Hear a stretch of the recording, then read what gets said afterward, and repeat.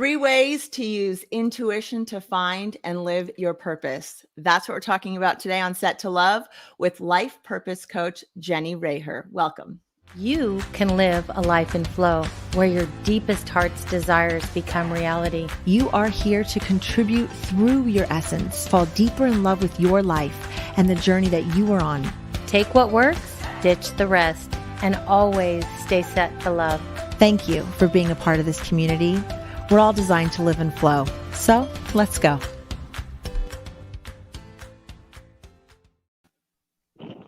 Good morning. Welcome Welcome back, back, Jenni. Thank you so much for having me. Yay. I'm so excited to hear about everything today. This is going to be great. Oh, well, thank you. Thanks again for having me back. I'm so excited to be here. Yes, I love you so much. It was so fun having you, and I'm really excited about this topic. So before we jump in, why don't you just introduce yourself really briefly to the audience, and then let's get into these 3 ways. I'm so excited to hear what you have to say about it. Okay, perfect. I'm Jenni Reher. I am a life purpose coach, and I help introverts find their purpose in simple and easy ways to find your purpose and to live the life as you've always dreamed it. Yay. Yes. Okay. So how do we do that? Well, to find your purpose, there are so many different ways that you can do it. In the last podcast, I talked about the 3 different ways: knowing your personality, knowing the signs that are all around you, and knowing what you wanted to be as a child. But another way you can do that is to use your intuition to kind of guide you in the direction of your purpose. Okay, but how do people know to really trust their intuition, or if that's really real, or if it's not just a thought? How do people really good question. Figure out that your intuition really is your best friend? That's such a good question. I think that you have to listen to your heart and your head and your mind.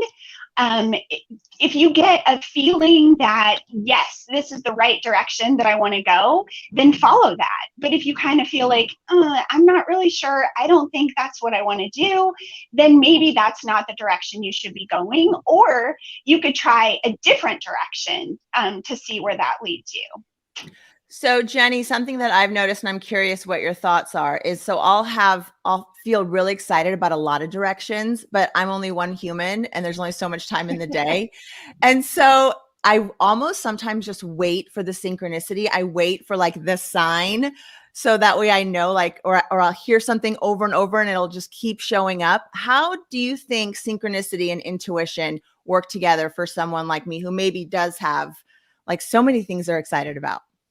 Yeah, I think that is so important to start seeing signs. I think when you start finding your purpose, when you have found your purpose, you can use your intuition to point you in that direction. And so it's with me, literally, as soon as I decided as soon as I found out my purpose, I started seeing signs and all the synchronicity that was leading me to that direction.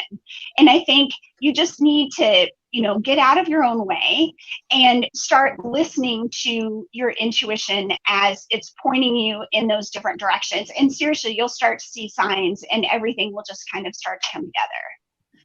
So you're saying there's 3 different things that you think could maybe be most helpful for people? Let's hear it. I want to hear. I'm excited. Let's do it. Okay, so the first one, when you're using your intuition to find your purpose, is to just be still.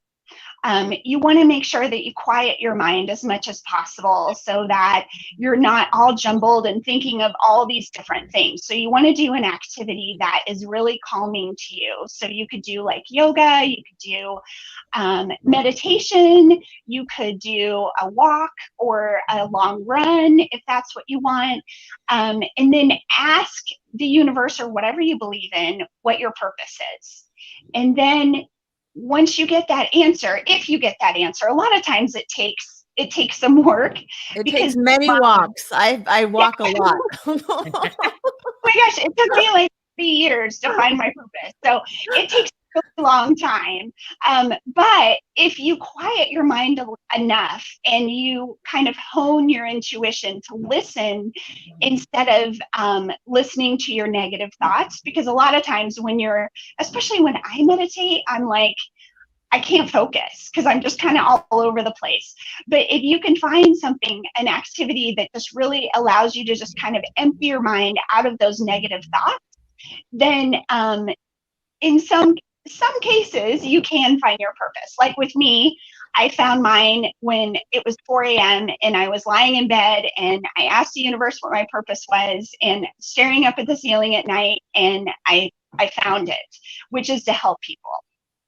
So once you find your purpose, you may be questioning it or whatever, but listen to your intuition and decide if that fits with what you think you should be doing, right? Jenni, can I ask you, I think that, do you think fear plays a role in that? Because I notice like on these walks or whenever, when I say it takes a long time, it really doesn't. I feel like it's always there, but when it comes up and you're like, oh, there it is, there's some like, whether it's not even negative self-talk, but just fear, like stepping into something that you want so much because you don't want to fail at it, or you don't want it to be rejected or whatever. I know I still want to go into the other two areas, but I'm curious what you do at that moment.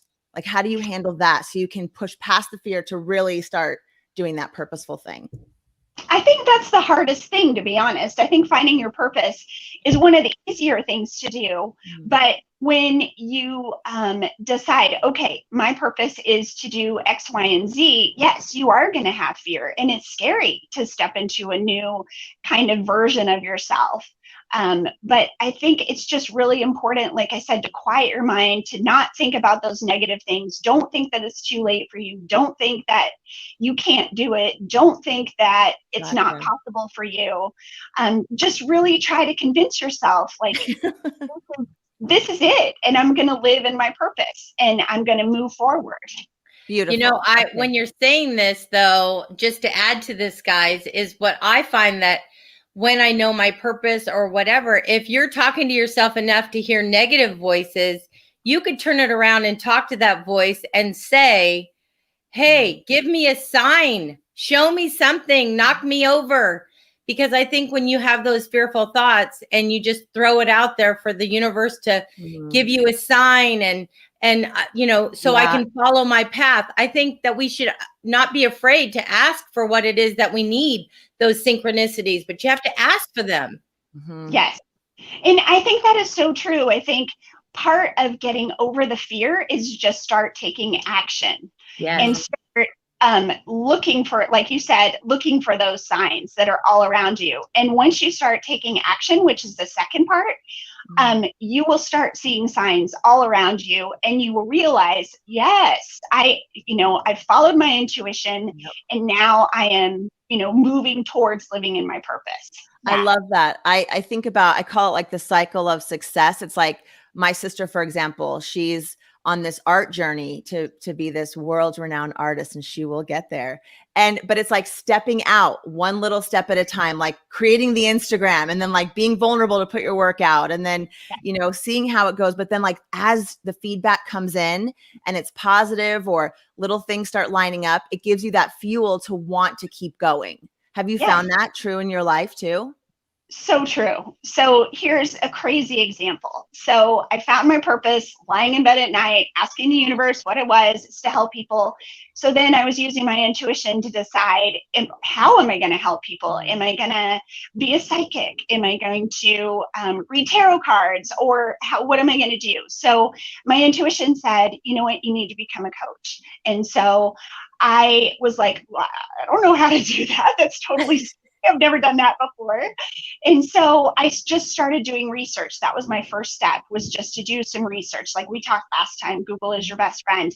And so I started Googling. I knew a little bit about coaching. I, listened to podcasts about coaching, but I didn't know how to do it.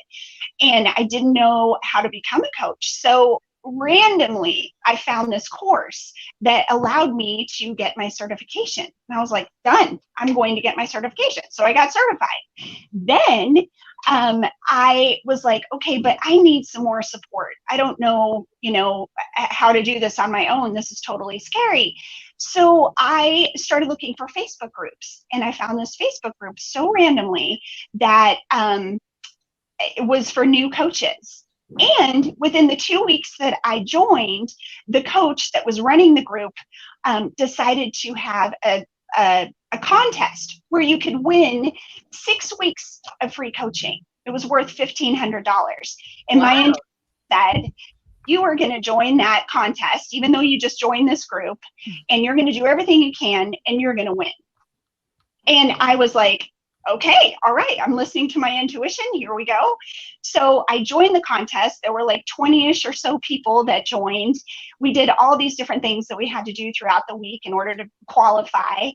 And then the night before the winner was announced, I told my husband, I'm like, oh, hey, by the way, I'm going to win this contest. He's like, what contest? And I'm like, I'm going to win. It's $1,500. It's 6 weeks of free coaching, and I'm totally going to win. And he's like, okay, well, good luck with that. So the next day, they announced the winner, and I won. Yay. I won. And so my intuition was telling me, I was super excited about this contest. I was super excited about joining the group.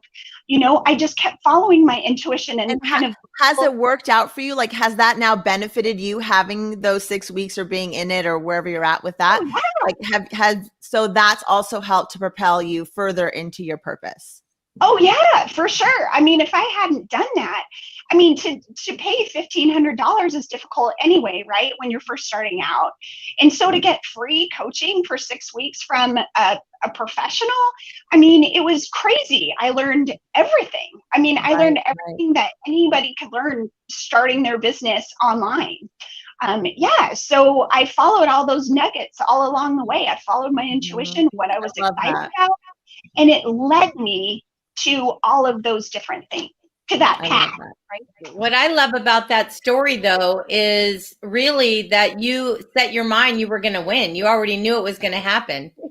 And, a lot of times, it's a silly story, but I remember going to The Price is Right, and I said, I'm going to win a washer and dryer. I know I am. I'm going to get picked. I ended up winning a Trans Am. I got, a car I won.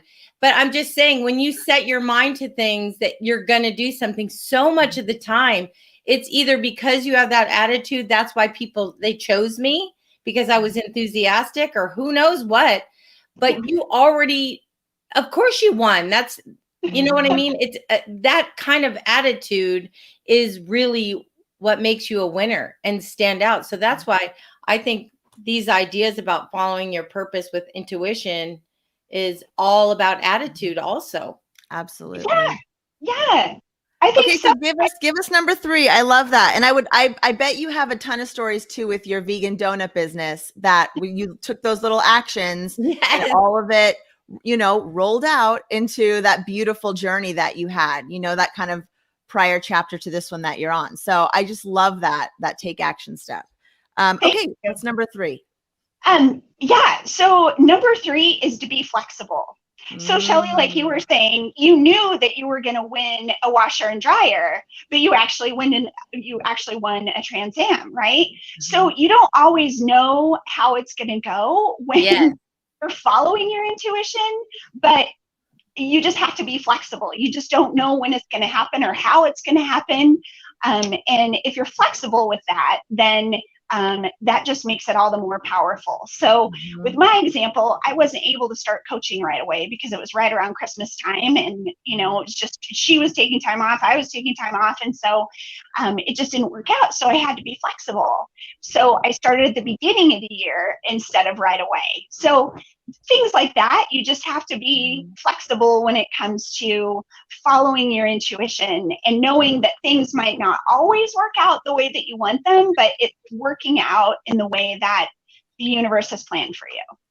Do you find that also in being flexible, the vision that you set, like you said with Shelly, like she knew she was going to win something. So for you, maybe it's the way that the business is organized, or the way that maybe you do a course, maybe you don't do a course, maybe you just work with 5 people, and charge much more money. Maybe you have lots of little people that you do a lot less with. I mean, whatever that ends up being. Do you find that as you're more able to not be attached to a certain outcome, that you just go with, and maybe just like the way it feels in your body? Like intuition, there's like a knowingness, but I think sometimes it's the way you feel about doing the activity, right? Like doing the doing. So when it feels like, wow, this is easy, I love doing it, I love showing up this way, that's more in alignment with your purpose than like, I have to do this and it feels hard and constraint. Does that make sense, what I'm asking? That's such a good point. Yeah, I definitely think your intuition plays into that, because if I would have decided, you know what, I'm going to do a group program and I've never done it before, but that's what I'm going to do, that doesn't feel good to me. Like, I've never done it before. I don't even know if I could get people to enroll in that. And I think personally, I would be setting myself up to fail. So I decided to start with 1-to-1 because that's what my intuition was telling me. That's what I felt more comfortable with. And I think when you listen to the actual feeling that you have, it's so much more meaningful, and you can make a bigger impact when it's something that you're comfortable with and that fits with your personality, for sure. Thank you. Jenni, I want to ask you too, though. So another thought that's coming to mind with all of this, let's just say somebody's going along to be a life coach, just like yourself, and it's really not working the way that they thought. Do you feel that that's still a good way to follow the intuition, because then another door may open? You know what I'm saying? Like, what if somebody's off track a little bit? What would you tell them if it's the synchronicities aren't really completely coming together? How could you help them to know that that's not a waste of their time? You know what I'm saying? Because they're still going towards something. That's such a good question. I think with any business, you're going to come up against obstacles at the very beginning. Things aren't always going to go according to plan. That's why you need to be flexible. And things aren't always going to go the way that you want them to. But I think you have to believe in yourself, and you have to believe in your purpose enough that you can continue to move forward. But I think, especially for me personally, I get in my own way.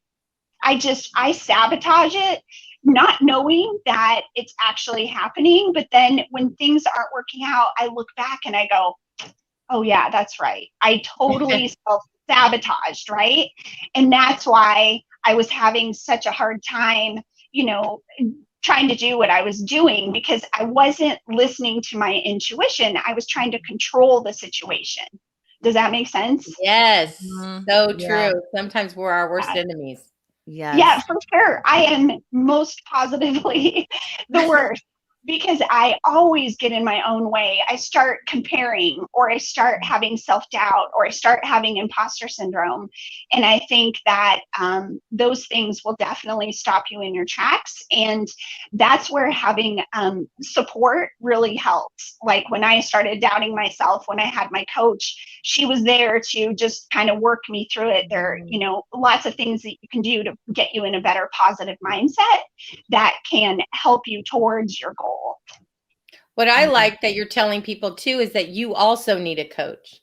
We all need that support from somewhere. So that's a beautiful thing, because you can recognize, where you might be losing it a little bit, and then having that support. So I love that you're like really honest about it. I think my sister and I do that for each other. Like me with her, I'm like, you got this. Like I'm her biggest cheerleader, and she's that way with me. I just sent her. I was working on design for something, and I sent it to her because she's an artist, and so I designed something and I sent it. She's like, nope, that's not it. I was like, oh, okay. And then she's like, this is my vision. Try it with this and with this. So then I went back and, using her feedback, went and designed something different. She's like, oh, that's it. And I look at it now, I'm like, oh yeah, it's so much better than what I originally created. And so it is nice to have that feedback loop, that honest feedback loop with someone in your life. And I think that's why having you, Jenni, in their life, someone who can really keep them focused on their purpose, especially when they don't know what it is, or they know and they don't know how to execute on it. I think Yeah. that you would be a great person for someone to work with. So before we thank close you. out, do you have any final thoughts? And then how can people get in touch with you?